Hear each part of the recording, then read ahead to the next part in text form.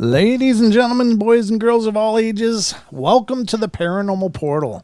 I'm your host, Brent Thomas, and I'm joined by my good friend and co-host, Mr. Don Longbeard. Me, hi, present. You're here, I'm here. And I just got done being on Freaky Friday with Kev Baker show with Scotty Lopez. Kev Baker himself, Scotty Lopez, and Nese, Mr. Kevin Shores, was there. And now all of us are coming together here, ladies and gentlemen. There's going to be a continuation of this madness that we call Freaky Friday, and we're going to go at it. So, without further ado, I don't know. I'm not seeing any cameras here on Skype. Oh, I can. There we go. I got mine on. There's Mr. Scotty. I think, the only thing is I'm going to have to put up an image of Mr. Nese because I don't see him here. But is Kev connected? Yeah, my camera was on, but hang on, I'll try and get it on again. Give me 2 seconds. All right. Well, at any rate, I can bring up Scotty, and then when you come on, I don't have quite as sophisticated a setup with all the camera angles and stuff that you have over there on KBS with your StreamYard and stuff. But but he's been at it for like forever. That's true. We are always trying to keep up with the Kevs. But welcome to the show, gentlemen. I'm glad you're here. Brent, earn your money. That's what Herman says. Well, let me rejoin the call. I'll be back in a sec. All right. Okay, very good. Alrighty. Well, it's you and us, Scotty, and Nese. Wow, look at that. Wow, what happened there?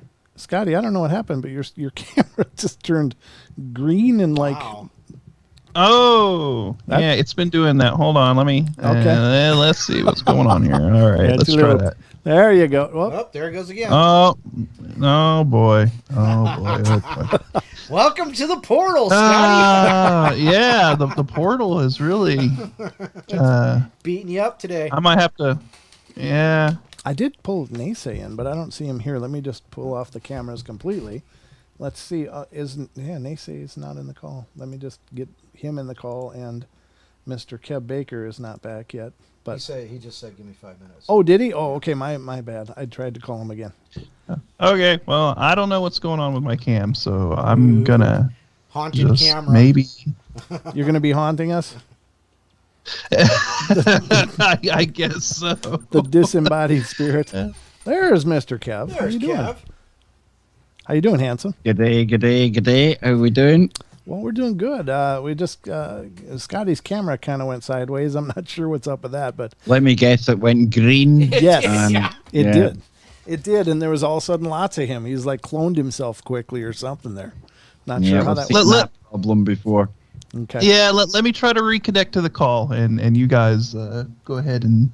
Well, as they struggle through the portal. I've been trying to call Nese as well, but he's not picking up quite yet. I think he's taking a minute break. Oh, okay. I didn't know that either. Okay. Yep. Well, someday I'll catch up and know what the hell's going on my own show, but that day is not today, ladies and gentlemen. It's not any other day we've had either. Wow. It's not like I know what the hell I'm doing. But welcome to the show. Welcome to the show, Mr. Kev Baker. It's an absolute pleasure to have you here. It's a pleasure to be here. The only disappointing thing is the shortage of Friday the 13th this year. It's been pretty disappointing, right? It has been. We've always had an amazing time when we get together.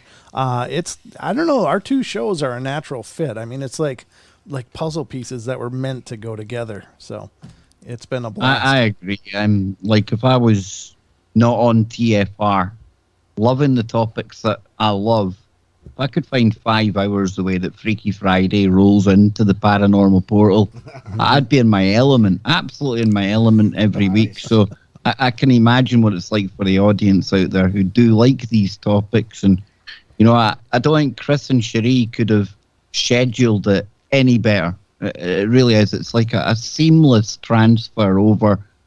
In some ways, it already is a 5-hour show. It's just kind of broken up, and we kind of hand over to you guys. But it's a 5-hour experience, Scott. Wouldn't you agree? Yeah. I mean, it just naturally flows together, right? I mean, it's just it's like peanut butter and jelly. They go together, and we kind of we're like the primer. We're prepping everything for the Paranormal Portal. Oh, jeez. So You're the primer. You guys have set the stage for us. In fact, I've said it before. I modeled a great deal of what we do here on the Paranormal Portal with the Kev Baker Show and with Freaky Friday. I loved the format you guys have had, and it became an inspiration for me. I mean, really, watching how you guys do the topics and stuff. And so it's been a part of my evolution. But you guys have really built a hell of a show, and it's a great honor to follow it, although it's also a lot of pressure. No, man. You guys have taken the Paranormal Portal to an incredible level, and the production value and everything that you guys got going on over there, it's awesome. It's awesome. It's awesome to see how much you guys have evolved over time and all of that. So, no, man. Hats off to you guys as well. I think this is a sort of a we all feed off each other. You know what I mean? And we all kind of look at what each other are doing, and it kind of pushes everyone to kind of take things to the next level. So, well, absolutely, you're absolutely right. I mean, it like I said before, it's our two shows are really really perfectly matched to be one after the other. But I've got a really cool story that happened today, but I want to wait till Nese gets connected here to go into it. But I had a really wild. You ever have those times when like the universe is pushing you direction, and it becomes abundantly clear that this is the way you're supposed to go? I mean, and just the way that synchronicities roll around, like it always brings you to this point. I had a really cool one happen today, and I can't wait to tell you guys because it's still cooking my bacon. Like, I've thought about the odds of the things happening by chance, and I can't imagine what it would be. I could. It's like the whole tornado going through the junkyard and assembling an airplane. That kind of thing is what it feels like. It's just so amazing. But you guys have had that experience? You've had your experience, Scott. Come on, man. You've been saving one up. Come on, man. Do it. Well, I mean, okay. I guess I can get into to kind of the woo and the paranormal stuff that occurred here recently. It wasn't me that it happened to, but for those of you out there that have listened to Freaky Friday a lot and all of that, you'll know that my brother seems to have a lot of these shadow man or shadow entity sort of experiences that have been occurring, and my other brother as well has seen things in the house. Now, I haven't experienced much of this personally, but it does seem to be focused around one of my brothers. So my parents recently just went on a trip to Branson, Missouri, take a bit of a vacation, and so we were kind of holding down the fort, watching the house while they were gone, and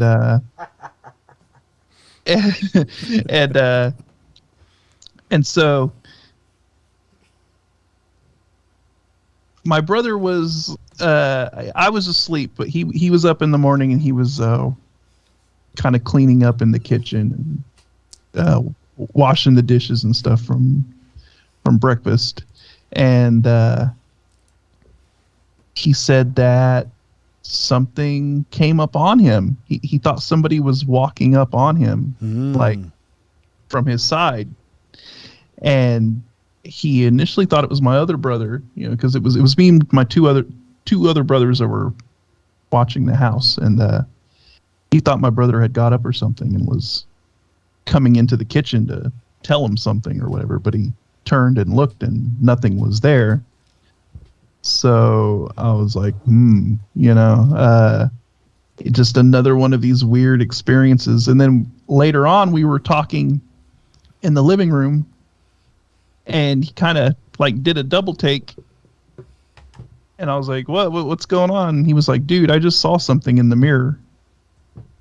Wow. And I was like, Uh, yeah. There seems to be a lot of activity that is focused around our kitchen. And my younger brother, actually, he was using Snapchat one day, and to send a message on Snapchat, you got to like take a picture of yourself or whatever. Right. Well, he snapped a photo, and behind him was what appeared to be a pair of legs. Oh. Weirdest thing I've ever seen. Weirdest. Yeah, I showed Kev back when it happened. I'll have to see if he still has the photo or something, because I don't have it on my computer anymore. But it literally was, plain as day. It looked like a pair of legs, and like you could tell it was like a woman because she appeared to be wearing like a gown or something. Oh wow! I don't know.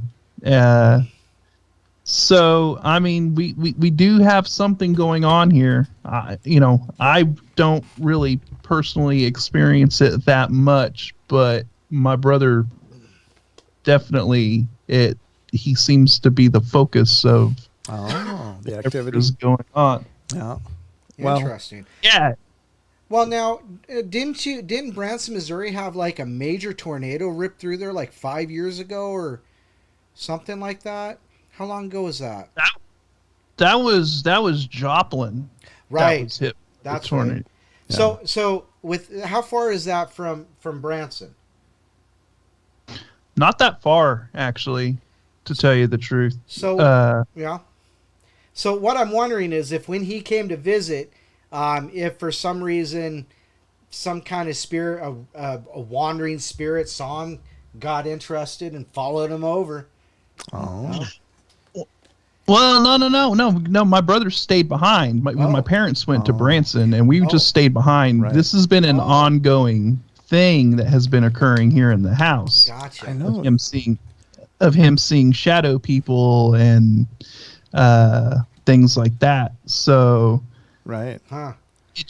It was just another experience that happened, while they were out at Branson, and right. we were just kind of holding down the fort over here. But it's definitely odd, and it does seem to be focused around the kitchen.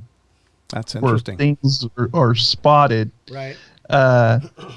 And this big mirror that we have on our wall in the living room, it looks into the kitchen. So like if you were looking into the mirror, you would see the kitchen, right. Through the mirror. And so there's been many occasions where he's seen things in the mirror, and naturally that means he was seeing something in the kitchen through the mirror, Right. So I don't know what's that's interesting. What's going on. So let me ask you, Scotty. So are you seeing anything out of the corner of your eyes? I mean, do you ever see that things are moving out of the corner of your eyes? Okay. Well, I might have to go back and say, okay. I said I haven't been experiencing anything, but the other day I did see something out of the corner of my eye. Uh-huh. I was, I just chalked it up to maybe a little bit of sleep deprivation or whatever. But I had the door open in my room, and it does kind of look in that direction, towards the living room, towards the kitchen. Mm-hmm. And I thought maybe it was my dog or something walking by my door or something, quickly going by. But, it wasn't enough for me to say, oh, it was a ghost or I had an experience, but it was something odd. So I am gonna note that. Yeah. I'll put that down as a possible something. That's how it always starts. That's how it always starts. It happens all the time in the stories. It's like I was started noticing shadows out of the corner of my eye, and then looked like somebody ran by quick, and and then I look and nothing's there. But it always seems to start that way.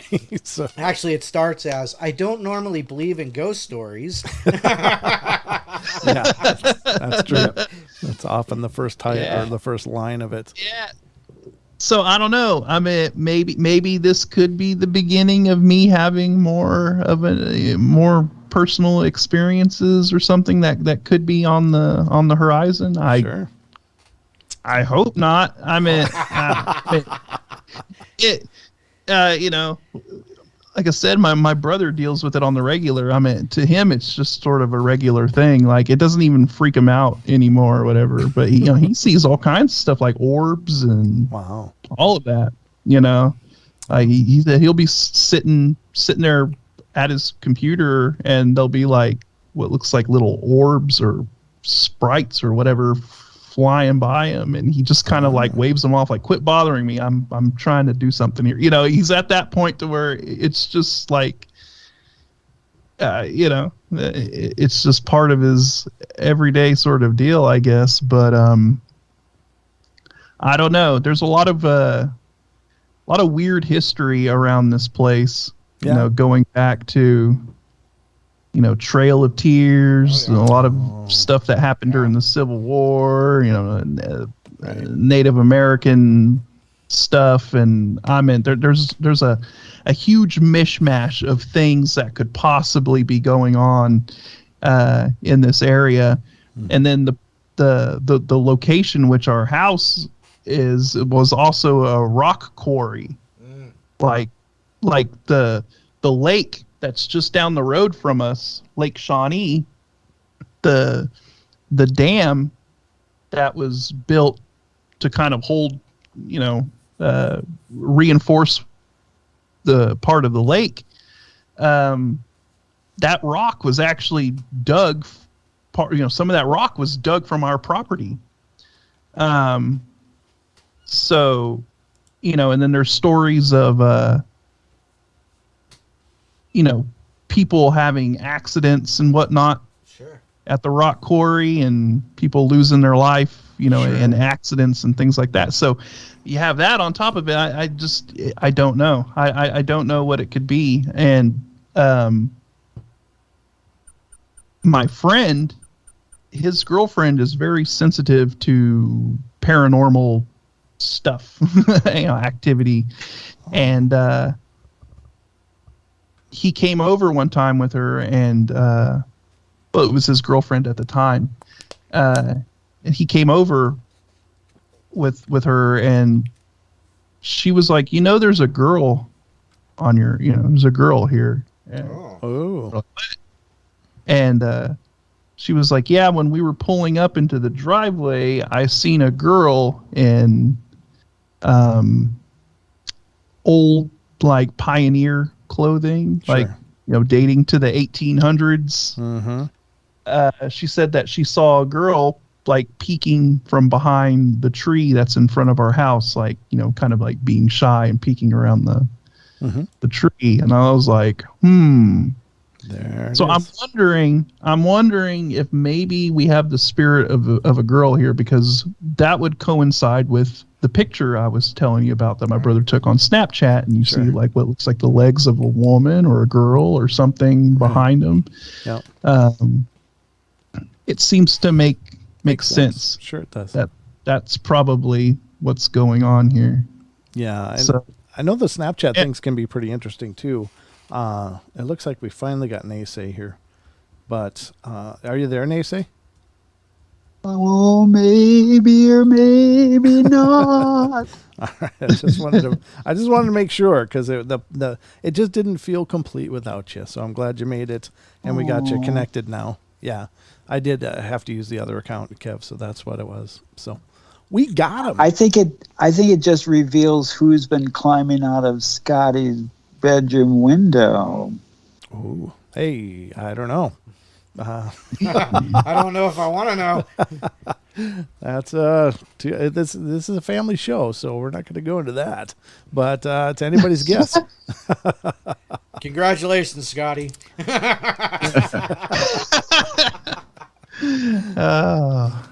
So no, I think you're right though. But isn't Snapchat the app that so many people were doing they do like a face finder thing, and they end up with these like, they'll be sitting there and there's a ghost face next to them that's wearing the clown face or the puppy face or whatever. No, that was What is that one? oh, maybe it was Snapchat. I don't know. But we had that one of that French girl. Yeah. And she had that dog up here, and it was like Yeah. sticking out its tongue. She had her. Yeah, she had her. There's a video out there, and we had done a evidence review on it ages ago. But Hold on, Kevin. it's this younger girl. She's sitting there with the puppy features. So she got like the floppy ears and just her normal eyes. But then she'd have the puppy nose and mouth, and when she opened her mouth, the tongue would come way out and stuff. So she's looking at herself, and all of a sudden, another face appears next to her with the puppy face, but nothing else.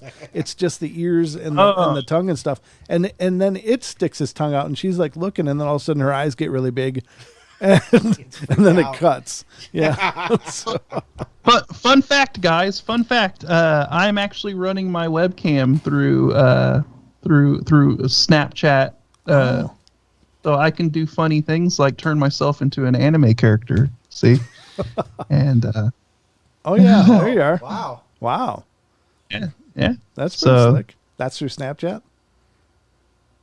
Yeah, they have an app on the PC called Snapcam, and it lets you use some of them goofy filters and whatnot. So you can do that face.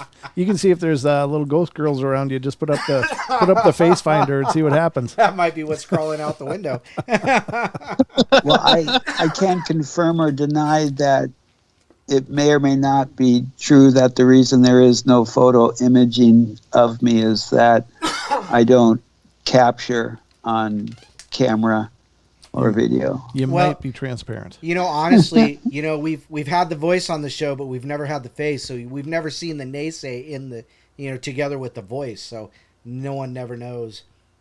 It's the big mystery. It's the big mystery. Who is the Nese? So we're about I don't know 3 minutes out of the break, so I don't want to get into this. Wow. Yeah. Well, that's what connection problems do for you. that's what real time troubleshooting will make happen. At times it flies. But I do want to get into a story when we come back and just share with you guys, because it's one of those things. And I've got a couple of these where things just line up in a really specific way, so that it's just not chance. One of them happened today, and the other one I want to get into happened a few years ago. And my mom's in the chat actually, so she can verify this. But it has to do with my dad. So I don't know if I've ever shared that with you. Have I ever told you the story about my dad, Kev? Oh, Kev's not. He's not. This Kev, no. No, But I'm shout here. out No, to the no, moms. no, I'm not. I'm here. Sorry, my son was talking to me. Oh no, Sorry, that's perfectly fine, brother. But I want to share those with you. But I'd be curious also to hear if either of you guys, either of you three, have similar stories where it's just like things just line up a specific way to show you that there's so much more going on here. But we'll get into that in a couple minutes. But Scotty, I think you get the sage ready, brother. yeah, I guess it's it might be about that time. I don't know. My grandfather, God rest his soul, he blessed the house when we first had it built out here. He did a traditional however they do it in Puerto Rico. Oh, okay. He did it. He walked around with the oil, hit each corner of the house, said his prayer, whatever. And so maybe it's about time to kind of get that refreshed, or something. None of Was the he a activity. bruja? Ooh. A bruja? A bruja? No, he wasn't a bruja, but I think he was just doing a more of a traditional Catholic cleansing. Sure. But Yep. So, but none of the activity has been really aggressive, though, right? I mean, it's just been more things just happening or people seeing things. I mean, you guys haven't experienced anything real hardcore, have you? no, it hasn't been like negative that I can see or Okay. like nobody's been attacked or Right. anything like that. No. It's just mostly something making its presence known. Sure. And that's kind of where it's at, you know. Yeah, that seems kind of playful and fun. You know, I've been saying it for a long time, but if I ever get a really good haunting, I hope it likes to drag the vacuum around once in a while. Make a sandwich. That would be just fine, you know. Make yourself at home, just dust. Then we're Or good. come and cobble my shoes. That's a different kind of haunting. I think those are little people, right? So we got a lot more to unpack here, folks. But as you can see, we have a whole room full of woo, and I don't know if the paranormal portal can contain it. To be honest with you, this is a lot of hard hitting stuff going on here. But we'll do our best. We're about to go to our first break. There's the bell, so y'all stay tuned. We'll be right back with the next half hour of the show. It's already cooking by, so don't go away. We'll be taking attendance. Just warning you. All right.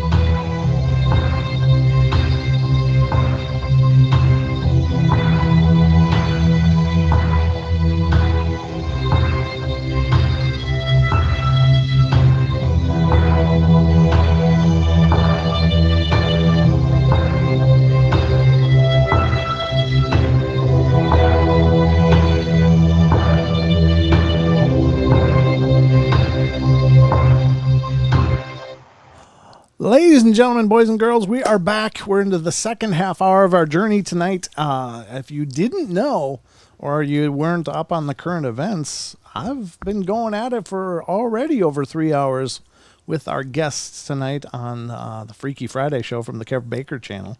And Don is here as well. That's me. Hi. That is you. And we are joined by Mr. Kev Baker, Scotty Lopez, and Mr. Nese. So all three of them are here with us. We're having a Saturday night Woo Fest. Friday night Woo Fest. Friday. I don't know what the hell date it is. Friday the 13th. Friday the 13th. Friday the 13th. Yeah, I don't know. I've had a real Friday the 13th. So how you guys doing? You holding up for being on hour number 4? Okay. Doing good. All right. Been loaded, ready to rock and roll. Kev's recharging over there. Absolutely. All right. Everybody's Sustenance. okay. Well, I'll tell you what. Puff, puff. The little engine that could. And a sandwich. I'm squeezing a sandwich in, guys. What can I say? Nah, go ahead and squeeze. It's been a long journey, but it's gone really quick. I was telling you guys on Freaky Friday I have a story to share with you. And this is something that happened today. And for the life of me, this is one of those instances where like the stars just lined up. So I'm on our Discord channel, and I get a message from one of our regular listeners, and he's a good friend of the show, Android Purity. He's in the YouTube chat all the time, and he's over on Discord often. And he messages me out of the blue. He says, "Hey, just found out I had a cousin I didn't know about. It's really cool." And it's really cool because her husband is an artist, and he did this painting, and he linked the painting. He said it's called Bucks County Paranormal, and I'm like, wow, small world. I wrote back and said, yeah, we know Bucks County Paranormal. In fact, we've had Eric Mentel on the show, and he's a great guy, and he's been a friend for a while, and he's been on a few times, and he's like, oh, no way, really? I said, yeah. So it was this kind of cool little synchronicity. So we had this discussion, and he showed me the picture, and I said, yeah, Eric's the one with the white hair. That's Eric Mentel. And he goes, oh, cool. So we had this discussion. Now, I left right after that to walk to the store, which is literally like a block away. I'm on the way to the store, and I just pull out my phone, and I decide to check my messages. Who should message me but Really? Eric Mentel? You're kidding me. Hey, how you doing? And he says, I've got this guy that I think could be great on your show. He's an artist, and he's a really cool guy, and did a painting of Bucks County Paranormal. I'm like, what? What are the odds? Oh. So I answered him, and I said, you're not going to believe this. And I told him the story of how just 5 minutes ago, this guy was presented to me by an in-law, just out of the blue, and now randomly the very guy would contact me and say that I got to have this guy on the show. So I think this is like universal mind going, get this guy on the show. What do you think of that? What do you guys think of that? Well, that's incredible, dude. That's I would take that as a definite indication that the universe is pointing you in a direction that that can't be coincidence, right, Scott? Nese, I don't do coincidence often. That's weird. That's definitely some universal synchronicity or something lining up, like that it was destined to happen. And actually, Kev has had a couple of incidents like that where it was just like it seemed like the stars were aligning for him to have certain people come onto the show. It makes me think about some of the Australian guests, right, that you've had on, Kev, where it was like it just seemed like there was these synchronicities, and it was all pointing towards having these certain people come onto the show. Like it was just destined to happen. Geordie Rose was another one, dude, because we kind of laughed and joked about it with myself and Anthony Patch when we were doing the shows together. We always joked about what it'd be like to get him on and things, and obviously myself and Anthony, we went our separate ways, and still in the back of my mind I was thinking, that would be the ultimate show to have, but like, nah, never going to happen. And then it's LinkedIn. I don't know if people use the website LinkedIn, but it's meant for really more networking, jobs. It's actually turned into a bit of a social media platform on its own. Oh, okay. But then one day out of the blue, it gives you your recommended connections, right? And who was there? Geordie Rose. Now, I was already following people at D-Wave because of the research and things, so it's not totally out of the blue. Mm-hmm. I took that as an indication, took it as a sign that, well, if you don't ask, you don't get. And I took it as the biggest sign from the universe ever that maybe, just maybe, I could ask this guy and we could get him on. And we did get him on. So, yeah, Scotty, the Australians as well. I mean, Donnie, my friend Donnie, who comes on to the show, in a world of 7.5 billion people, to meet somebody that remembers you from a past life. Oh, wow. And not just that Donnie remembers me, guys. There was a whole weird build up to me finding out how Donnie and I had a familiar feeling. Mm-hmm. Donnie knew from the start, but Donnie was a random meeting for me, but he does remember us having not one but two past lives together. Wow. Our uncle Donnie, our good original native person from down in Australia, who comes on the show every now and again. So yeah, for me, the universe, it leaves little markers, it leaves little pointers, and at certain times, I think when you're on it, you'll maybe get a nice feeling like that one you had today, Brent. It'll throw something that you just can't ignore your way, you know? Right. Almost a confirmation or a pointer. So yeah, it's just weird and wonderful how the universe works. And I'm sure Nese's got some, I'm sure Scott's got some as well, you know? Well, I mean, it makes me think about, I mean, how many times have me and you had like these synchronistic sort of, where you were about to send me a link and I was just about to send you that exact same link, you know what I mean? And or we were just, it seemed to be that we were just on the same wavelength with something at the exact same time, and it was just really weird, you know. The universe kind of lines up in certain ways like that, and I've had many experiences like that just throughout my whole life where it just seemed like things lined up in a very, you know, in a very interesting way to create an outcome that was like, whoa, that was like meant to happen. You know what I mean? It's too many for me to count. The amount of synchronicities and weird things like that I have happened to me is actually kind of crazy if I sit and think about it. Right. So, you know, it's just it's one of those things, man. One of those things. But no, that's cool. That's a very interesting thing you had happen, Brent, where it was like you just talked to the artist and then. Well, I just talked to a friend of the show who turned out to be related to the artist. He's related to the artist's wife, and then he went into telling me about this artist, showed me the picture depicting Bucks County Paranormal, and I was like, yeah, we know him. And then 5 minutes later, the Bucks County Paranormal guy is messaging me on there, and and he's like, hey, you should have this guy on, mentioning the same artist again. I was like, oh my God, this is, you know, that's like you the universe can nudge you, right. But this almost seems like an order. that's like almost a slap upside the head, you know? Yeah, this is like, get him on. It all you'll find it. The Rainbow Connection. Oh boy. Yeah, exactly. How about you, Nese? You had anything like that ever? Consistently. Where you think of somebody and the phone rings. Yes. Or they come knocking on your door. Mm-hmm. You know, or, you know, just, I think it was Kant and Freud that the argument of coincidence and synchronicity ruined their friendship. Mm-hmm. Because if I remember properly, Kant was saying, he made a gesture, a proclamation, and said, you know, synchronicity would be something like right now, something would tell us it's there. And he ended it, and then something crashed right at the moment that he ended his statement, and it crashed. And then Kant was like, see, right there. What would you say? Is that coincidence or synchronicity?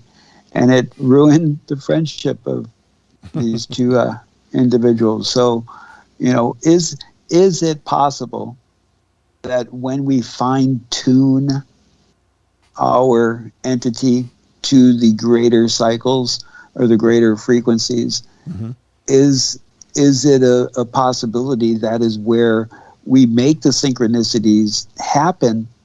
And would it be that a synchronicity is something that happens that causes almost like a shift in your reality, like on the Matrix? Was it a different cat or the same cat? A glitch in the Matrix. Sure.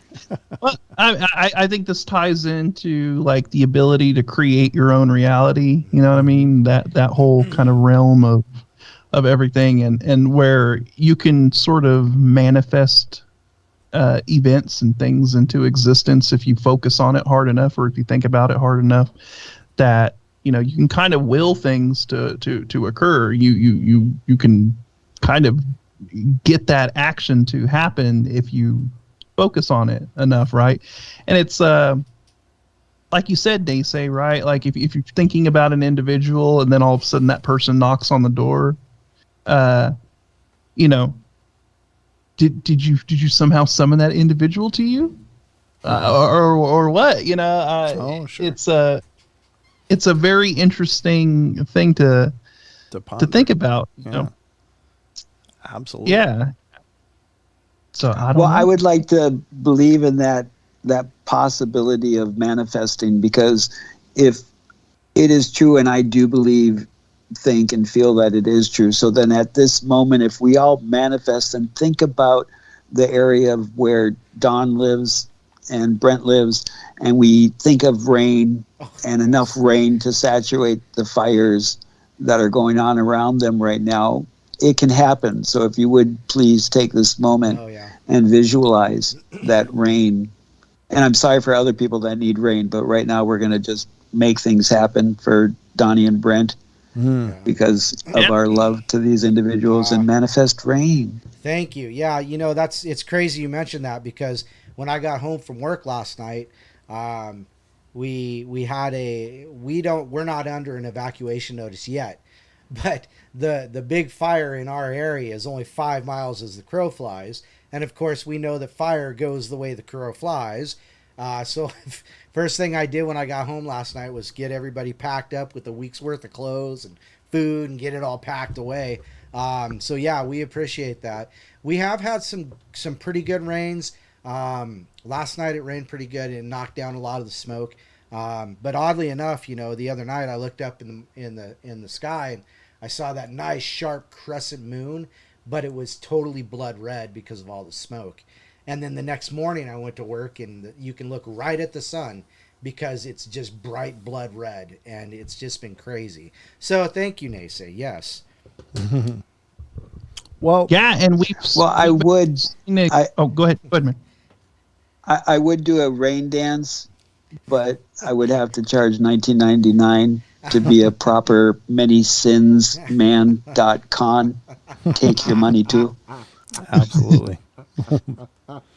But I mean, we've seen these kind of mass where you get a whole bunch of individuals to focus on one thing and get it and have it occur. And I remember Art Bell and Coast to Coast AM used to do these a lot, where he would get his listeners to focus on making it rain somewhere or whatever. Sure. And it would end up happening, So there's something to it, to getting everybody to focus all of their intent on one thing and manifest it, if you will. Right. So, yeah, everybody out there, if you think about and focus on bringing rain to those areas that need it, where those wildfires and stuff are happening, you can make a difference. I think. You know what I actually Brent, think? if you could focus, if you could help us use tools to focus that energy, if you could pop up a little map and just kind of on the map, because then people can visually focus a little bit more, like we were saying, to fine tune that energy. Just a Sure. thought. Yeah, I mean that could certainly happen for Hey, sure. you know what we really need to do, Brent? We need to reach out to your friend, the Russian guy, The Russian. Yuri Geller. Oh, he's Israeli. Oh, yeah, that's right. I'm Yeah, sorry. he's Israeli. That's right. He Yeah, is. Yuri Geller. Yuri Geller. Yeah, I'm sorry. sure he can. You're move, absolutely right. He can move rain in. I'm I'm sure, sure he he can can do a lot of things. He moves ships that are stuck in the Suez Canal. So I mean, he can move rain. You know, Scotty and Nese both brought up, manifesting manifesting our realities, manifesting. I believe in manifesting our destinies as well. I've always told people, I said, look, if you think you're gonna get sick and you're gonna, if you're gonna fixate on being sick, you're gonna be sick. You're gonna make yourself sick. Yes. You're bringing your energy down. You need to get over that and go, you know what? I'm not gonna be sick. I might be. I'm just not feeling well, but I'll be fine in a bit, like when I get up in the morning and go to work, I'm like, but when I get to work, I'm like, everything's fine, and just keep that mentality during the day. You do manifest your destiny. If you're going to worry about things that are out of your control, then you're just going to be out of control for your entire life. So I absolutely believe in that manifesting destiny kind of thing. I think so too. Indeed. And look, what was it? 2019, I had my right leg amputated below the knee, right?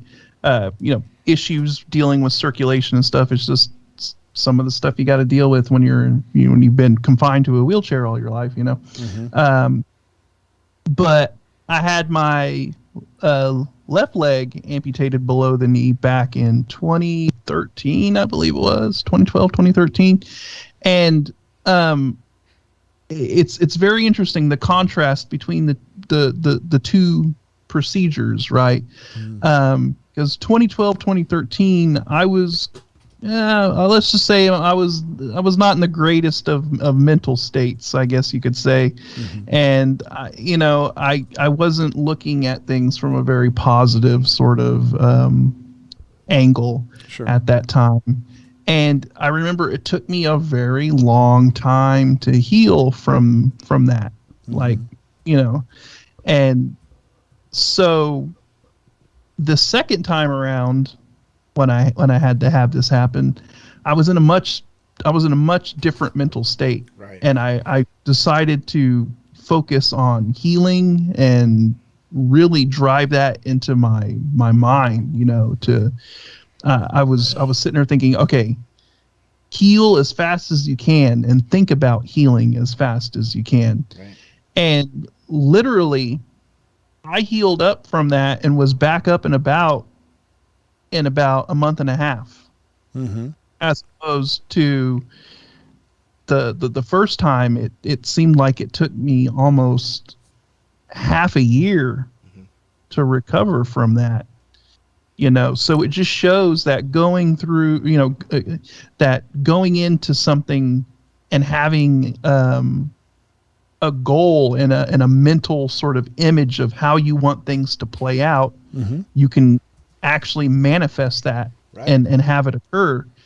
So yeah, I'm totally on with that. You totally can manifest your destiny and manifest an outcome if you focus on it. Right. Yeah. I think you're right. Well, and then what if we add that further to when these strange anomalies or these entities all of a sudden show their face? Could it have occurred, something like the alleged Thin Man, to where we or enough people have thought of these strange anomalies of entities and actually manifested them? Because my ancestors will talk about some of these entities that if you discuss them, that you will draw them to you. Sure. Yeah. Well, that's an interesting point too, because I honestly believe that some hauntings are just projections from the people living there. Of course, poltergeists have long been believed to be generated by, the people that are targeted by them.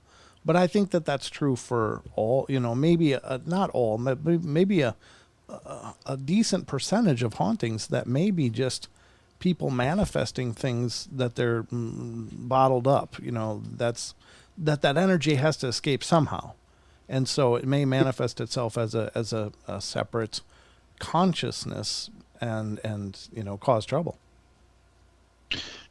Yeah, that also gets into the whole realm of tulpamancy and things like that.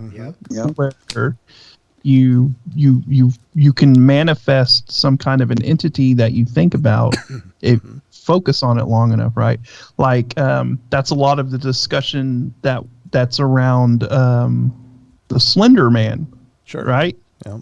The Slender Man started out as a creepypasta, on the internet, but then it embedded itself into a wider kind of societal, culture, and everybody started thinking about Slender Man. And then here we go again. It's that whole having everybody focus on one thing, right? Everybody starts talking about Slender Man.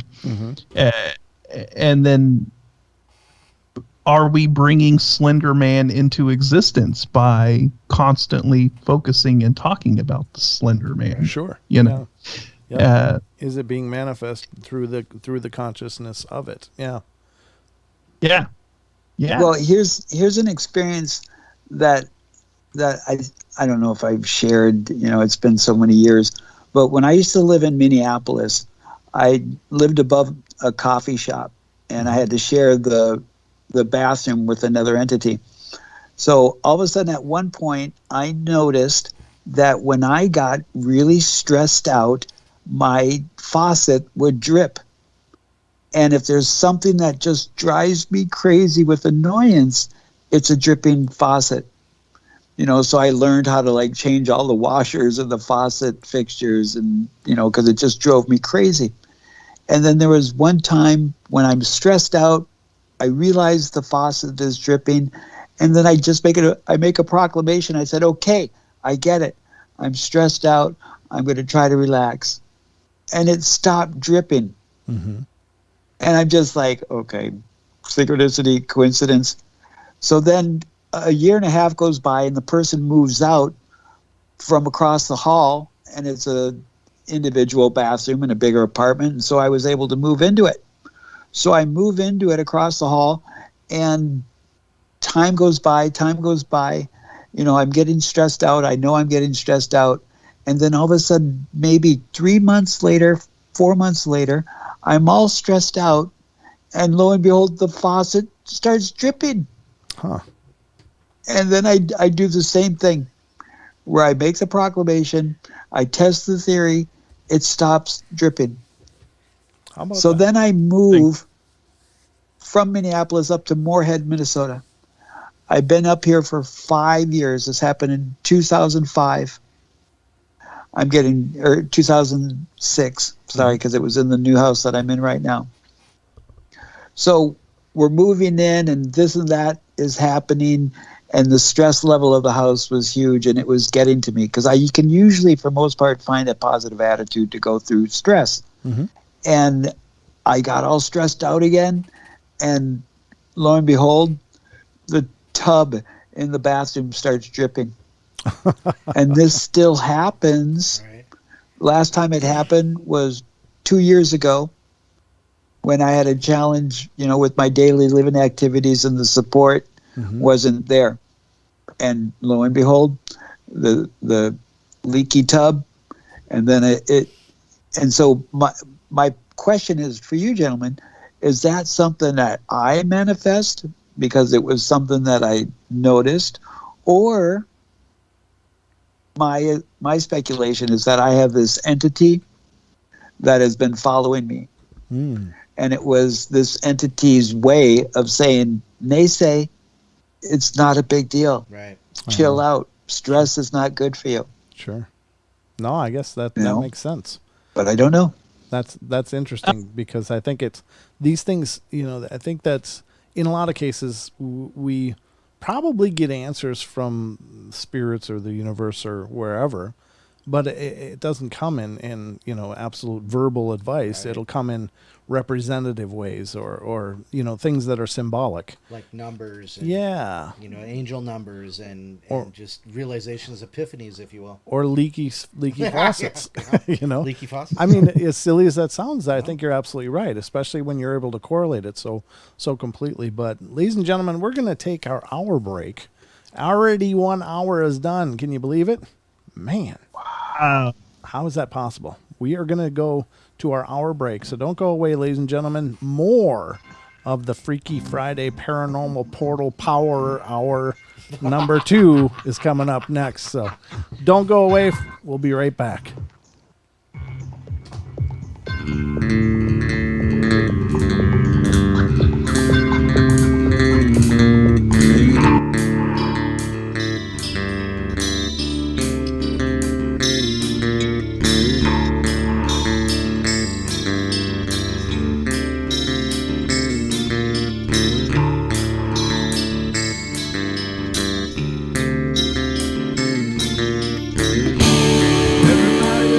Play their games.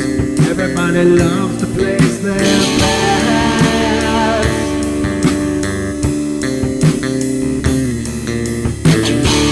They don't understand the price I paid. They don't care to comprehend.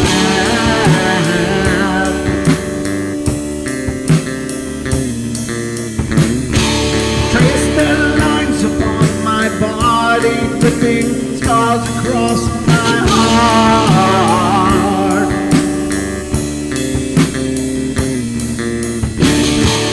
Raging anger pours inside me as their lies keep falling apart.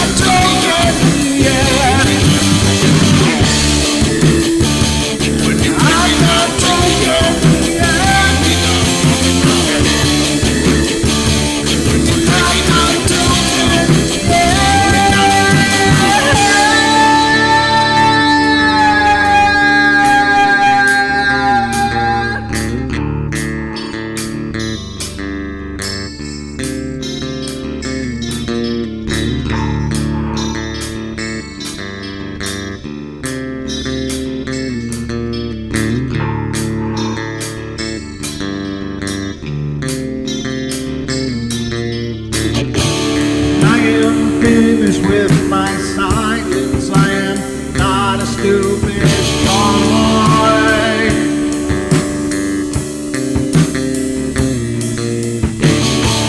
No more breaking me with kindness. Just you dance upon my joy.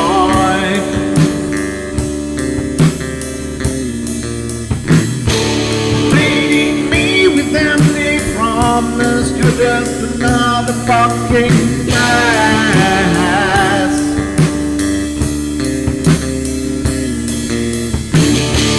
Taking off the slice of my sanity. Just make sure that you're well fed.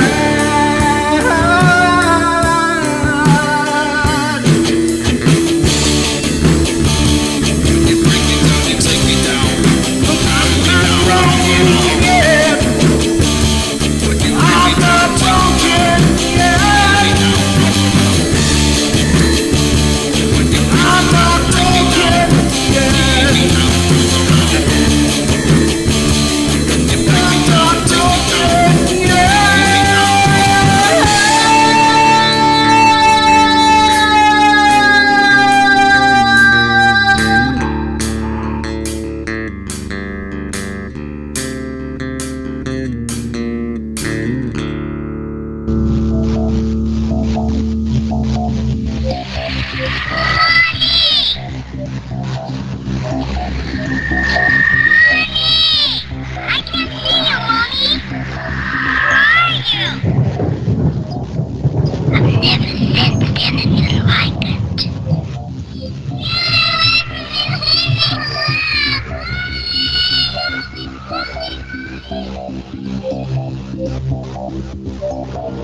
Carol Ann is not like those she's with.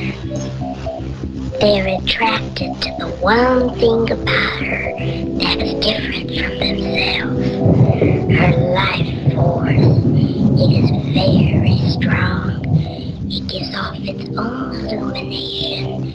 It is a light that implies life and memory of love and home and earthly pleasures. Something they desperately desire, but can't have anymore. Right now, she's the closest thing to that. Poltergeist are usually associated with an individual. Hauntings seem to be connected with an area.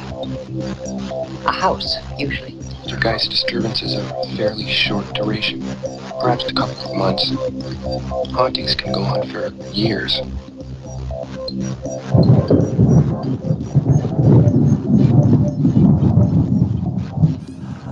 And years and years and years. Welcome, ladies and gentlemen. We are into the second hour of the Paranormal Portal, but the fifth hour is now beginning for the Freaky Friday Paranormal Portal Power Hours Extravaganza. We are joined by Kev Baker, Scotty Lopez, and Mr. Nese. All of them here, and we've actually, we've got a good internet connection because we actually connected Kev from the bowels of hell, it looks like. So it's the joys of being in the smart bowels of hell. Yeah. It's got fast internet connection down here. Beelzebub's got it sussed, man. Well, welcome back, gentlemen. Fifth hour, it's gone quick. This has been really a walk in the park for me. How you guys holding together? Oh, same here, dude. It's gone lightning fast. Yeah, it has.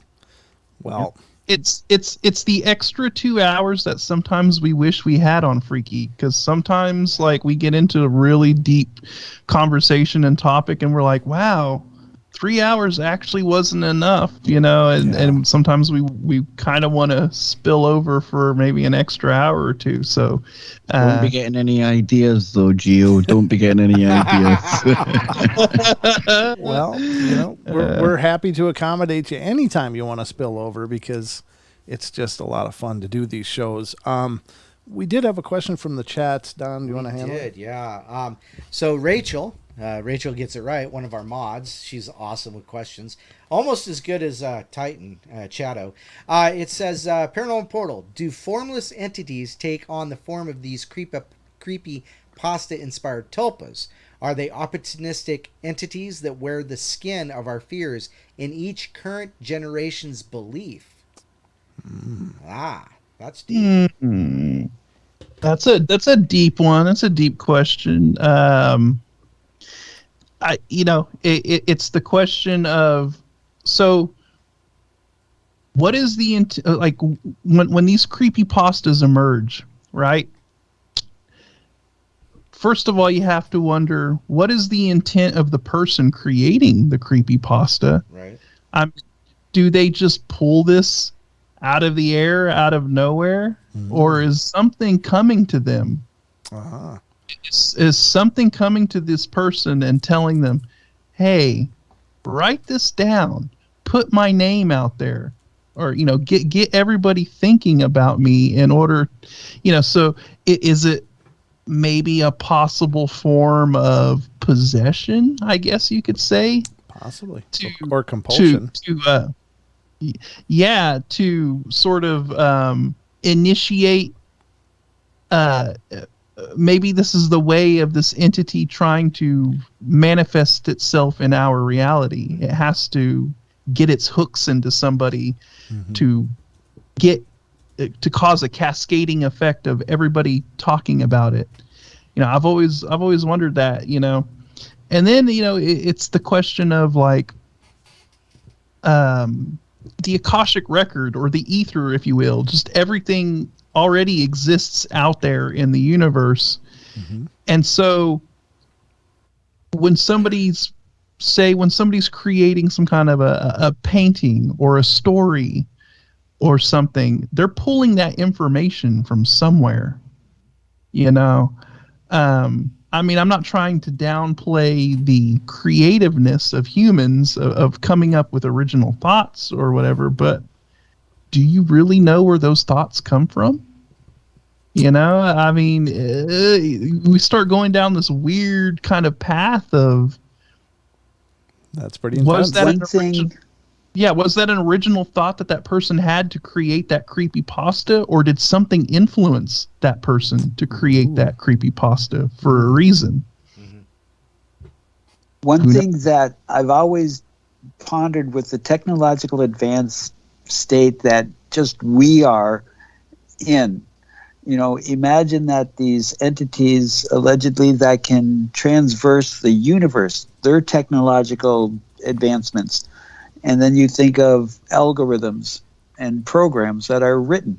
So if these entities with this ability, whether it be technical abilities by science or by natural ability, to where they meet an individual or somebody's in a car and they witness something, they get out of the car and they see this strange anomaly entity. What if that entity has a device or the ability through their mind that they can instantly read your mind and then say, okay, from your experiences, you're more likely to believe in a Bigfoot than what you're actually witnessing. And since they do not want to share their true identity, what if they could manipulate you or the group to be like, oh, we just saw a Bigfoot, or we just saw a rake, or we just saw an extraterrestrial, you know, because, you know, they're claiming that they have the technology now to where they can use electromagnetic wave technology and influence your mind of what you're seeing or what you're hearing. So could that not also be the same if they're like, oh, we don't want you to see what we really are, so we're going to have you think something else for a distraction? Well, I think even Facebook is evil, because I can tell you, I've been thinking about things, and all of a sudden I'll go to Facebook and there's an ad. So I think they're exploiting this as well, Nese. I don't think it's just these extraterrestrials. I think Facebook. Of course, Zuckerberg might be an extraterrestrial. We're not quite sure. He's trying to go back home. I don't know. I don't know what he's trying to do, but I don't know. What do you think, Kev? I think that we play a big part in what we interpret we are seeing. I think on occasion, somebody who might witness a Bigfoot, if you throw somebody else into that situation, they might experience something totally different. I think these energies can take on different forms, and sometimes I think they might just be pure energy. In our brains, they don't really know how to manifest that. They don't know how to render it. So it's kind of similar to when you hear stories about when the Spanish came to South America, and some people couldn't even see the ships, right? They just didn't even render in their mind's eye because it was something so out of the ordinary. And I wonder if sometimes that's what happens, where our brain defaults to something. If we are in a wooded setting, it'll be Bigfoot. If it's something we're seeing in the sky, it might come across to us as being a UFO. You also get occasions when one person will see something and somebody stood right next to them won't see a damn thing. Yep. So I don't know. I think we're dealing with a topic where it's not black and white. Yeah. It's even beyond grey. It's so nuanced that every single individual paranormal phenomena has to be taken in a kind of case-by-case value. I don't think there's any one catch-all explanation for what we're even getting into here. But the whole thought form thing, I think the thought form is far more powerful than even people like me and Scotty and Nese who talk about it a heck of a lot, the tulpas. I think there's a whole lot more to that, because we talk about intent, we talk about prayer as well, and what's that as opposed to throwing out thoughts and ideas and hoping things will come back to us? And 9 times out of 10, was it to say, be careful what you wish for? Because it's something you can't truly control. But even wishing for something, You know, you're going to get something coming back to you through that law of attraction, law of intent. So I think it probably on a sliding scale, these things all kind of merge together. I don't know, a bit weird. I don't know. I'm a weird dude, Scott. That's pretty profound. Yeah. No, I'm in line with that too, and you know, it goes back to, look, if you have negative thoughts and you're in a negative vibe, then you're gonna keep attracting negative things are going to happen all around you. You know, it's kind of like what Nese was talking about, right? With the dripping faucet thing, how it was something that annoyed him and it just added to his negative experience. Well, you know, he was stressed out. He was in a negative vibe. So negative things started occurring around him. And, you know, the faucet dripping and all of that is part of that negative experience. And once he shifted his mind state, once he shifted into a more positive vibe and chose to not be stressed out, positive things started happening around him, which, you know, caused the faucet to stop dripping. Right. You know, he was creating a positive environment around him. So it's it goes back to what we were saying about kind of manifesting your own reality around you, and you're manifesting your own kind of destiny in a way. And you know, going back to like these thought forms or maybe these entities, you know, it's like when we talk about like these shape shifting entities, right? Mm-hmm.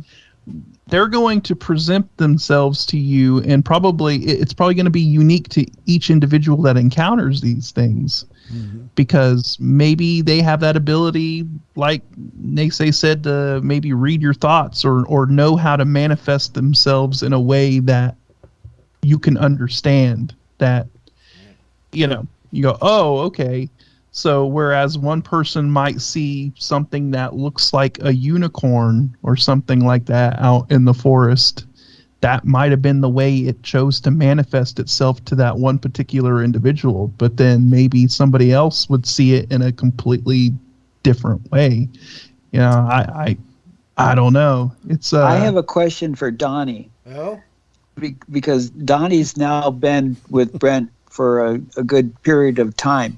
And I remember first listening to Donnie where he kind of was like the voice of reason when all of these different things would be shared, the paranormal, the metaphysical stuff. And now my question is to Donnie, have you finally had those occurrences that have either strengthened your belief of the bizarreness or weaken it? Well, you know, I don't know about the reasonable part, but you know, I have to say, since I've been sitting here next to Brent for these 4 years now, mm-hmm. Yeah, going on 4 years. You know, there have been some things that have happened here in the studio, and it doesn't matter. You know, the studio's moved a little bit, but it hasn't moved that far. So you know, it's there are things that have happened in each time wherever the studio has been, that has, you know, brought attention to things that may be paranormal that are going on around me. Mm-hmm. So, you know, we talk about the one time we had the spirit box going, and he watched the ghost radar, and the entity was on my right side here, and it moved through me, and I felt this cold, goosebumpy sensation, and then it stopped right in between us. And so my question is what the hell was it? And you know, me not being able to definitively say, oh, it was just this thing, I have to say, okay, it was something. I don't have to decide what it was, but it was something. You know, because, you know, maybe and Brent and I have created this frequency between us sometimes, mm-hmm. that you know, that night of the super blue blood moon, that everything just fell down. You know, he was affected and I was affected. I believe I was affected because, you know, my sympathetic, you know, empathy. Yeah, my empathic connection with him and the things he goes through. We do this thing. We have this connection. Yep. And so, when something happens to him, I feel it. And then something like that happens and he goes, well, why don't you believe it?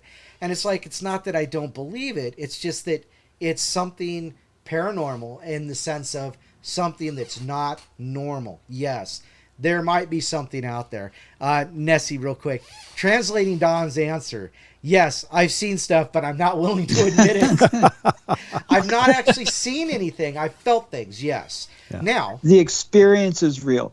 The experience is real, and whatever that is. As a matter of fact, I talked about on Wednesday night, I was laying in bed, and it was a hot night, so I had covers thrown off me, and I was laying on my left side, and I felt this, the only way I could describe it is this cold touch, and it touched my side, and it just got cold. It got like frozen cold, and then it traveled into, up into my shoulder and down my arm, and then it traveled down to my knee, and it just sat there for just a couple seconds. It wouldn't have been longer than 5 seconds.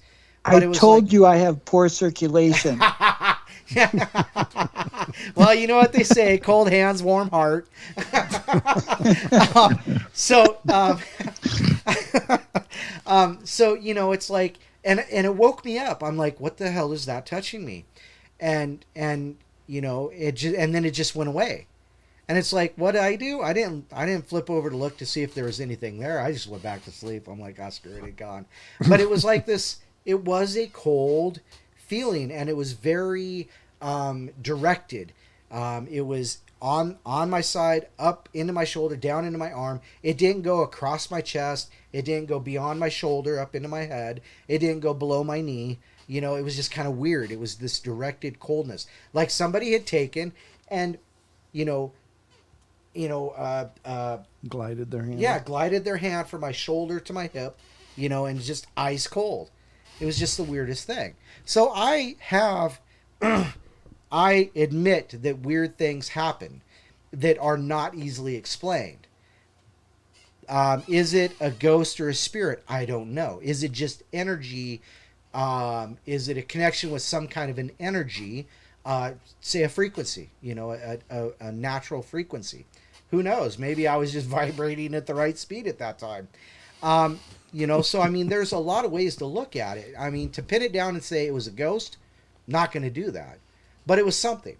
Now, also, I've never had a Bigfoot experience. Right. However, when back in 2018, October-ish, we got the call, hey, I want you guys to come out and check out this thing.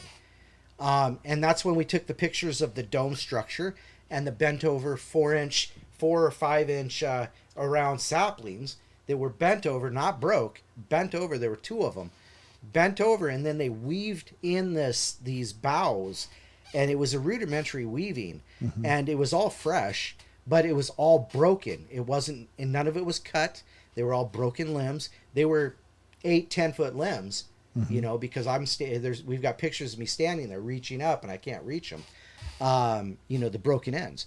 A person couldn't have bent over those boughs, bent over those saplings, because they're too thick. You would have to get way up high on it and then pull it down, because if you got low on it, you would snap it. Does that make sense? Anyhow, so yes, I have seen things that don't make sense that just the average person or the average set of teenagers could have done without more help than just their hands. Right. So therefore, I do believe that something other than a human made that. The area it's in is easily accessible to me. I can get over there anytime I want. Been over there a couple times. Haven't seen any new action. That particular blind or built is now gone. It's fallen to the ground. But it was incredible. So I have my mind has been opened more, but I'm still not going to pin it on it was a Sasquatch. I'm not going to pin it on it was a ghost or a spirit.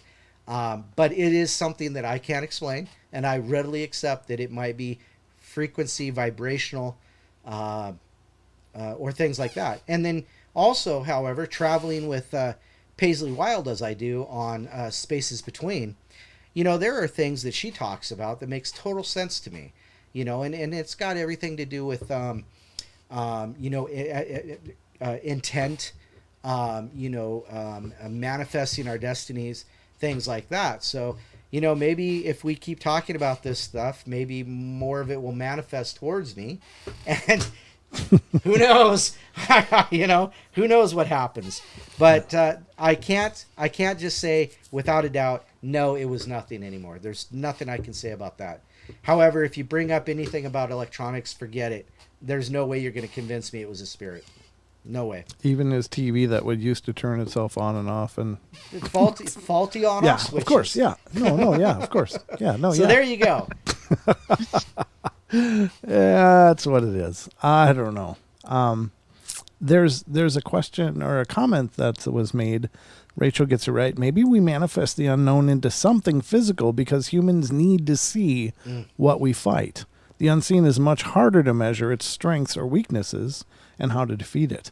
That actually to me does answer a lot of questions, because some of the hardest paranormal stories are those one-offs where people see something that nobody else has ever seen before. And it's like, well, what the hell's going on here?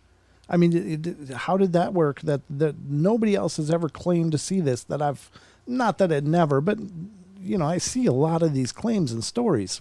That's what I do, is research this stuff. And I've always struggled with those. Where did these come from? What is this? But you guys have all hit on it really well. Like, maybe we're the translator in these experiences. Right. And it's shaped by our ability to perceive it. And I think that's very powerful and I think you guys all hit it really well. That's a great point. And it actually, for me, closes some of that curiosity that's been driving me nuts. So, well done, gentlemen. Well, if anybody can manifest some little visitation in the next 24 hours, please make sure that you call into the Paranormal Portal over the weekend and share your story. Wow. Thank you, Nese. You're like a great pitch man as well. He's a great guest and pitch man, ladies and gentlemen. He's always working the angles. Thank you very much. He is. Yeah, he is. There's another comment in here. Ultimate hype man. Yeah, he is. Absolutely. He's like one of those noodle guys, those air things. He's our favorite Flavor Flav. Yeah. So there's another comment. The wonderful, wavy, miraculous arm. Yeah. One more comment in the chat before we're going to be going to our last break of the night. It says, wow. Do you all think it's weird? I think ghosts are actually glimpses from another dimension. Frequency glitches? What do you guys think of that? We only got a few minutes, but anybody want to pipe in on that before the break? Well, the thing with ghosts is there's many different. You can't just chalk it to one thing. It's not just such a cut and dry issue when it comes to ghosts or paranormal experiences. So I think we're dealing with many different things that could be considered a ghost, right? Some of it I think could be like phasing in and out of like a parallel dimension, and we're seeing a glimpse into a parallel reality or whatever for just a split second or whatever, and then it phases back out.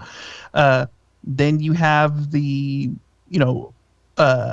energetic imprints that could be imprinted within, say, like quartz crystal or rock or something that may be in that location, and you're seeing just a replay, one of them kind of ghostly phenomenon where you're just watching what essentially is a holographic replay just kind of being projected out of the quartz or whatever. Then you have, maybe there is some kind of an entity that's coming from some kind of a dimension or whatever, trying to really do something, That's when we start talking about these negative experiences where people are being attacked and things like that. So, I don't think you can just fit every paranormal experience into one box and say, oh, it's just this. Right. Yep.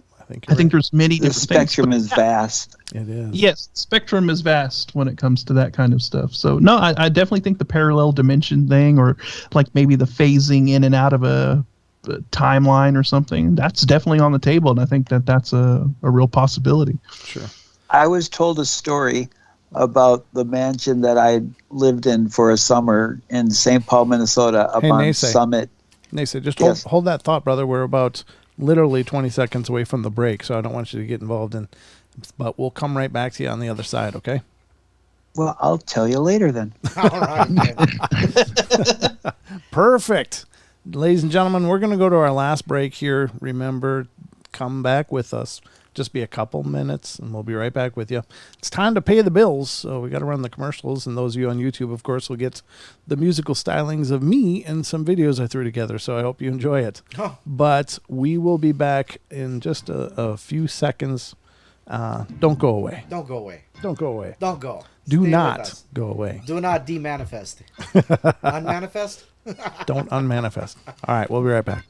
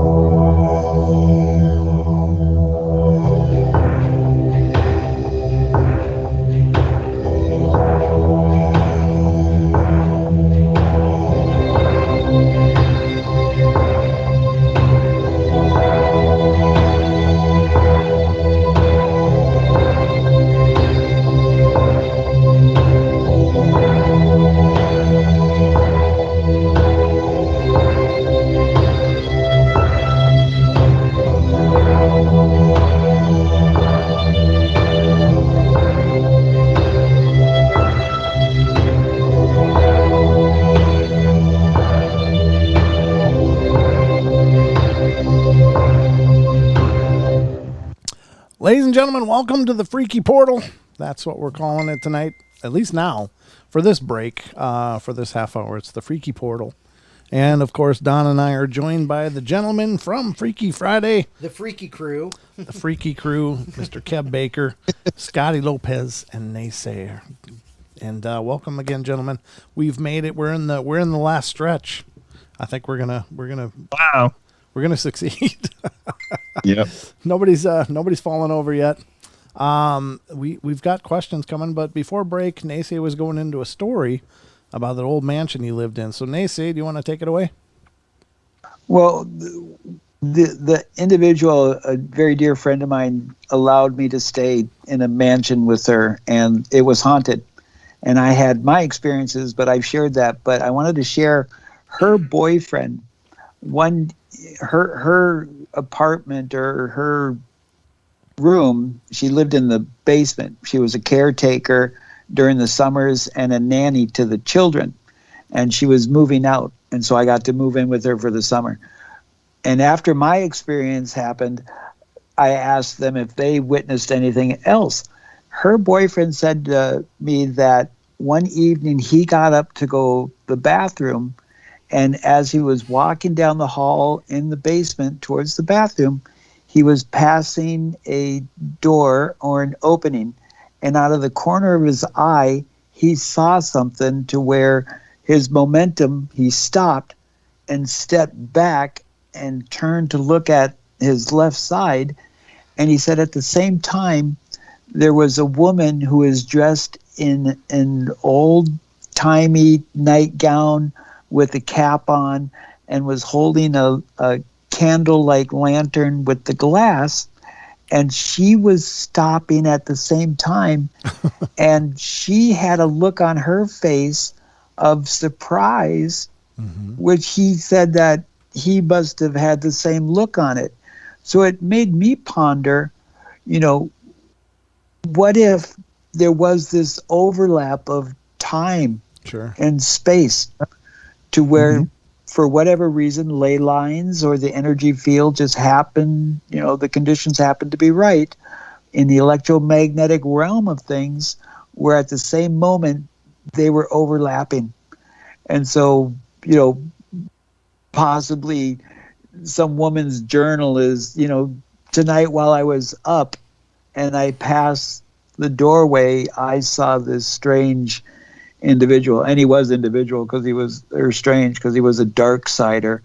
So I'm sure his dark hair and tattoos and eyeliner probably freaked the heck out of her also, considering the time period change. That'll put you in therapy for 100 years ago for sure. Yeah. Wow. I don't know. So maybe she reported the next day, I saw a demon last night while I was walking through the hallway to get coal for the fire or, whatever. That's probably it. We got a question in the chat from Android, actually, the guy that I was talking about before. He says, do you all believe that there's a spiritual awakening happening in society? Examples: UFOs all over the news, and paranormal shows are now some of the most popular TV shows. What do you guys think? It's 50-50. 50-50. I think there's a grand deception going on. But at the same time, I do think people are genuinely reconnecting with their spiritual side. But it's happening at a time when there's entities and organizations trying to hijack that spiritual awakening that's going on, and I think they've done it very, very well. To the point where people are thinking they're awakened, not woke, but awake. But I don't know, dude. I don't know. But again, I think we're at this changing of an age. I think people are reconnecting with that spiritual side. And one thing in the years doing the show, I don't know much. I've got more questions than I do answers. But one thing I do know is you can't separate the spiritual and the physical. And I think now more than ever, people are probably more aware of that aspect. But yeah, it's 50-50 for me, Scotty, Nese. No, I'm pretty much with you on this, Kev. I definitely believe that we are entering a changing of the age, and that there is some kind of a shift in consciousness that is occurring. Now, how does that play out and how does that manifest? I don't know. I don't know if you could consider that some kind of a mass spiritual awakening. But we are moving into, I think, some kind of there's a change going on. And I do think that like the veil is being lifted and that more things are being, I guess you could say, revealed. Scott, I think the electromagnetic field that we talk about, we don't usually tie it in with this topic, but I'm wondering with there being an electrical component to the entire universe, if the shield's going down literally goes along with the thinning of the veil. I was just going to share that same thing. If we on Freaky Friday we talk about cycles a lot. I call it the cycles of the psychos. But if the Earth is going through some kind of transition in its electromagnetic field, if we look at the principle of our eyeballs, our oogly googlies, they see a visual spectrum of color. And that is by the way that our brain is designed and how it reads that data that it perceives through our irises and pupils, and then it converts the information. But if there's an electromagnetic change, imagine if it allows us to see a wider range or wider spectrum of the visual color spectrum. So then, lo and behold, we're witnessing what the cat was looking at all the time. How a cat will just sit there and stare like something's there, present. Yeah. Maybe its eyes see a different visual color spectrum, and we're just not the same way. Yeah, exactly. I mean, this is something that we've discussed, quite a few times on Freaky Friday, because we like to discuss a lot of the weird earth change stuff that is going on and a lot of the, anomalies that are occurring as far as the magnetic field and the magnetic poles shifting. A lot of the discussion of a possible pole shift and all of that, or a pole flip that could be, that could occur at any moment. Actually, we don't know when it'll happen, but we're overdue for that. And we've also gone through cycles of basically failed pole flips where they wander and they get to the point to where it's almost about to flip, but they don't quite do it, And, right now we're in one of those phases where the magnetic poles are wandering, right? The north pole, the north magnetic pole is actually moving over Siberia, at a pretty rapid rate, and so it does make you wonder, when we go through these phases where the poles are acting kind of weird and doing these things, the magnetic field weakens. And do we really understand, all of the effects that the magnetic field has on everything in general? I mean, if the shields are going down, then does that mean that it's opening up kind of or allowing for maybe this bleed in, I guess you could say, from other dimensions or other, we just don't know. And, I personally think that, when the magnetic field starts getting wonky and things start weakening, that it allows for a lot of these strange phenomena to occur. It just allows for it to happen more. It thins the veil and we start experiencing a lot of these strange things because we don't have a strong magnetic field to kind of like block that out. The shields are down, right. If you will. So there is that. I think that plays a role in it. I think so too. I think that's pretty profound. Another question that came in from Rachel again. She says, it's interesting how many cultures have versions of dragons, European and Asian dragons? Could there have been a world belief from the Akashic record that created it worldwide? Boy, that's a hell of a question. We were just discussing this the other day, weren't we, Kev? Dragons and Yep. and all of that.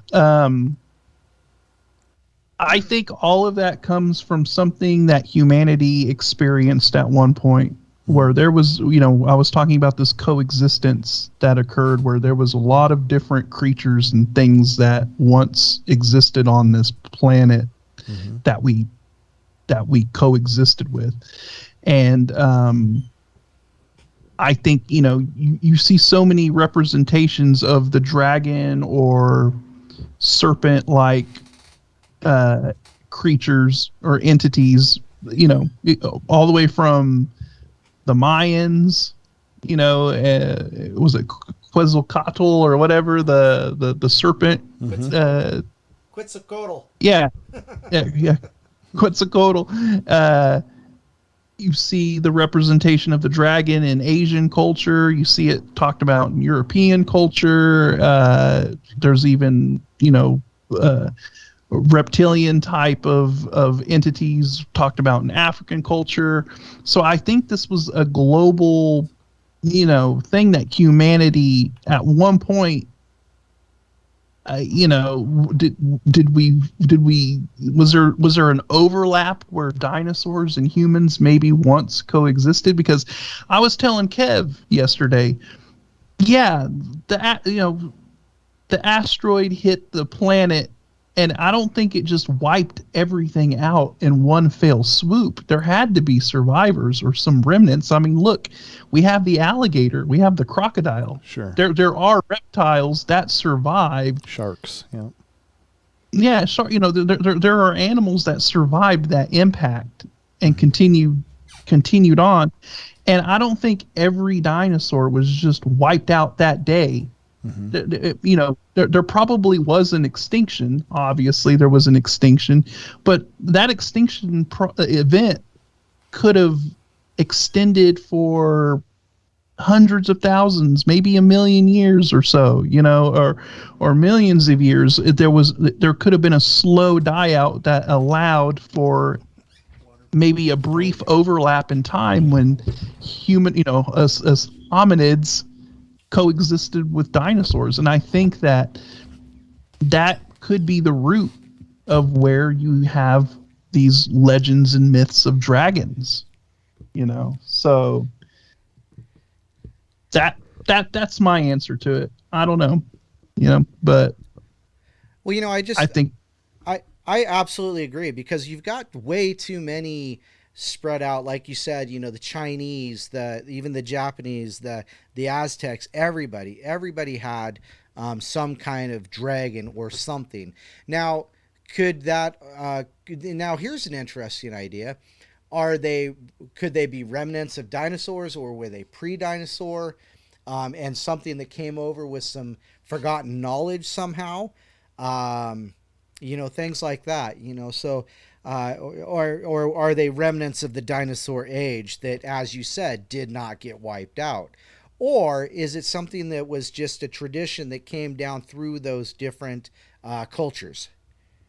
I wonder as well if it could be, and I think there was probably entities that we would call dragons, but another one I kind of keep an open mind on is perhaps it might even be an indication of flying craft in the sky, some kind of propulsion system, a flame coming out of it.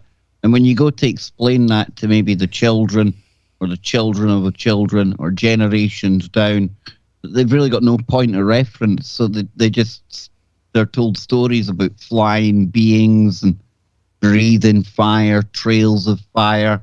Again, though, but going back to were there actual dragons, I don't know if it's just the romantic side of me, but I think there was at one point. And like Scott says as well, I think we walked with the dinosaurs. Sounds bizarre, but I remember speaking to Klaus Donner, and he was somebody that pointed out that there was human footprints right next to where dinosaur footprints were.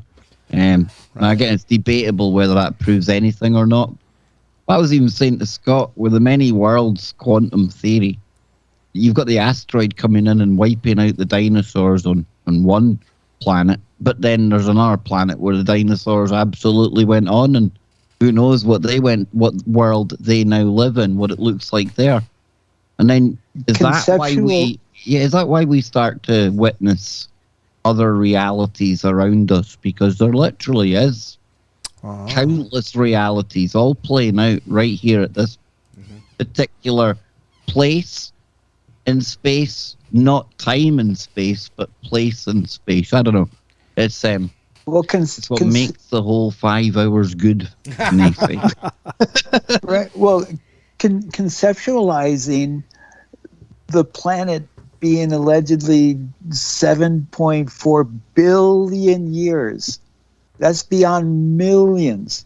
And if we just look at our written history of the last 300-400 years and the change that North America went through, imagine over 1 billion years where the rise and fall of civilization or cataclysmic events to where a near complete extinction of the planet occurred, to where the diamonds ruled it and there was a reptilian humanoid that went down with the dinosaurs, and some survived and they went underground. Or the possibility of these entities from other planets through the destruction of their planets, where, like Mars, the closest facility for them to escape to is the Earth. So, I mean, the conceptualization of the period of time is so hard to even imagine all of the changes that could have occurred compared to this moment right now. That's hard to grasp. Yeah, and it makes you think about, how many times has the reset button been pushed? Yeah. And I don't think we really understand or have a total understanding of how many times that reset has occurred, right? Where, we go back and we look at, we evolved from monkeys and blah blah blah blah blah and all that stuff. I mean, maybe we're just looking back at just this particular reset. How many times has that has this occurred where you had this quote unquote just like primitive humanoid species that evolved to the point where they reached this technological peak and whatever, and then for whatever reason the reset button was hit and everybody forgot what happened before, and then that civilization rises up and thinks that they're the only ones that existed and nothing existed beforehand, until they reach the peak, and then they get wiped out, and then it's just an ad nauseum, a cycle over and over again. I don't think we really understand how many times we've gone through this.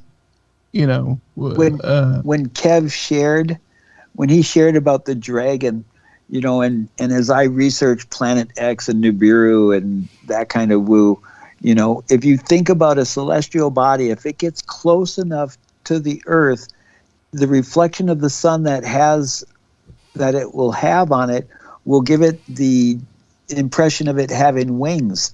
And then if it's going through space, it will have a debris trail coming from behind it. So it would look like a tail. And then once it got so close to the Earth or the moon, the electromagnetic static discharge that would occur would make it look like it's breathing fire or lightning. So if this event happened many, many years ago, and in that telephone game of this story being transferred from one generation to the next generation, then all of a sudden it morphs into this entity in the sky. We call it a dragon. Every now and then comes back again. And ironically, if you look in Revelations, where they talk about the return of the dragon coming from the heavens and trying to dig into the mountain to find the people that are dwelling inside their deep underground military bases. Wow, I don't remember that part of the Bible.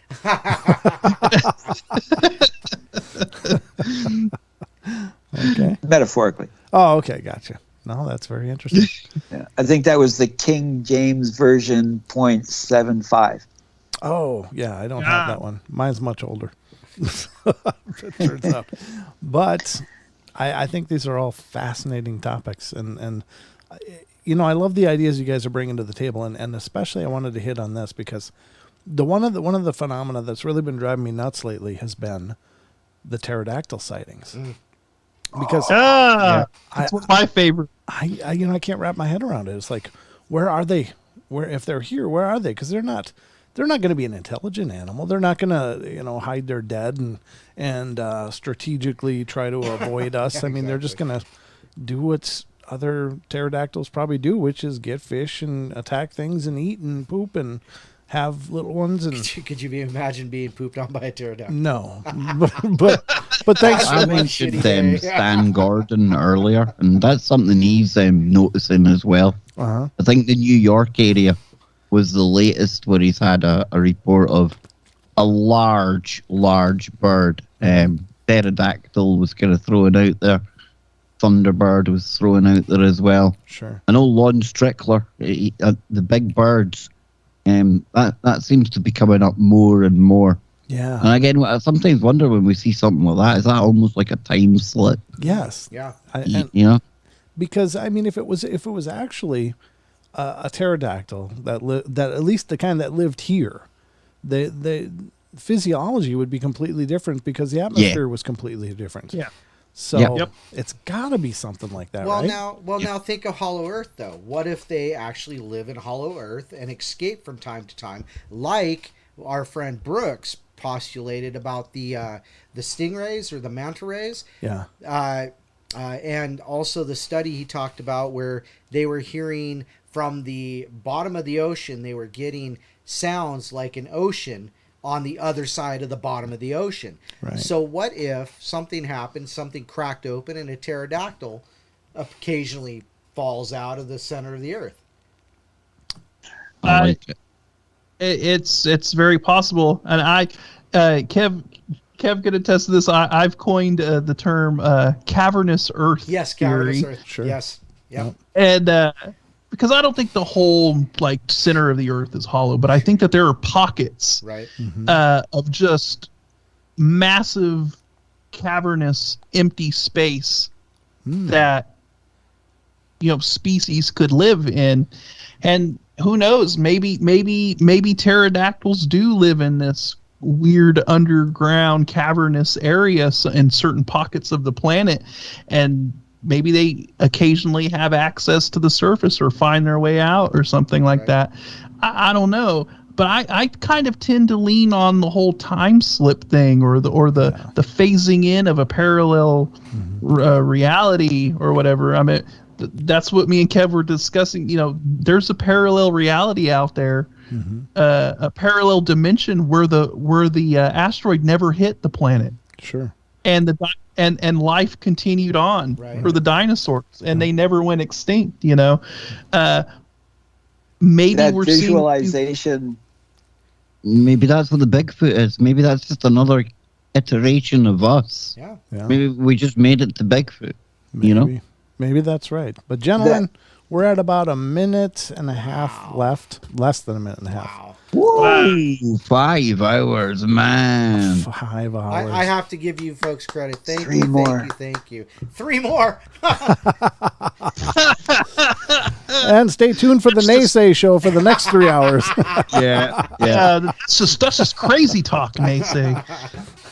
Paisley Wild. But I just want Mad to lad. extend a special thank you to you all for letting me, first of all, be on Freaky Friday, and then for joining us here on the Paranormal Portal. It's been an epic journey. 5 a.m. Oh, it's been a blast. A total blast. Yeah. Well, ladies and gentlemen, make sure if you're not already checking it out, check out the Kev Baker Show on YouTube. And, of course, he broadcasts regularly on tfrlive.com, so you can find him there every weekday. And then on Fridays, he does the 3-hour journey of Freaky Friday. So That's right. you're obviously missing out if you haven't caught this already, but definitely do that. Scotty, you're on Freaky Friday with him. Are you still working with Chris Everard? No, I haven't worked with them lately. Everard's been. Sorry, I stole him. I stole him off Everard. He's my Thursday wingman now. Oh, very nice, very nice. And of course, If Everard wants him back, he'll have to fight with me. You know what I am, Everard. There we go. Yeah. All right. Well, we love you all. The man of mystery. We love you all. Be good, Like, be share, kind, be subscribe. nice. Take care of each other. Help each other out. Find the magic in every day. And remember to laugh as much as you can. Good night, everybody. Good night, everybody. Good night, Toodles. all.